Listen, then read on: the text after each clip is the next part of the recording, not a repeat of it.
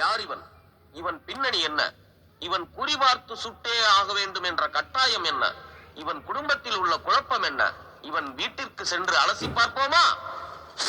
ஏய் லீலாவதி, என்ன இவ்ளோ பெரிய துப்பாக்கி? உன் வீட்டுக்காரர் மிலிட்டரியில வேலை செய்யறாரா? சொல்லவே இல்ல. ஆமா ஆமா, வேலு மிலிட்டரி ஹோட்டல்ல வேலை பார்க்கறாரு. அட நீ வேற, எங்க அப்பா இதை என் கல்யாணத்துக்கு சீதனமா கொடுத்தாரு. என் புருஷன் இதை யூஸ் பண்றதே இல்ல. நான் தான் துரு புடிச்சு போயிடக்கூடாதுன்னு வாரம் எண்ணெய் போட்டு தேய்ச்சு பூவை போட்டு வச்சுக்கிட்டு இருக்கேன். வேஸ்ட் பேப்பர் இருக்காமா? எங்க வீட்ல ஒண்ணுதான் வேஸ்டா கிடையா கிடக்கு. அதுவும் இப்ப வீட்ல இல்ல, வெளியில இருக்கு.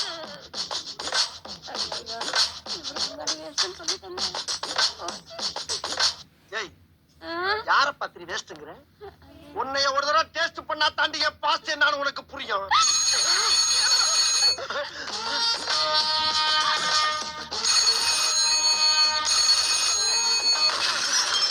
எவன்டா என் பொண்ணோட பெல்ல மேல கைய வச்சிருப்ப? என்ன பக்கால தெரியுமா பேசிருக்க? உன் மருமண்ட தான் பேசுறத மறந்து பேசுறியா? எனக்கு வரப்போற மருமக துப்பாக்கியால குறி பார்த்து சுடுறவனா இருக்கணும்னு தேடுன்னு தேடினேன்.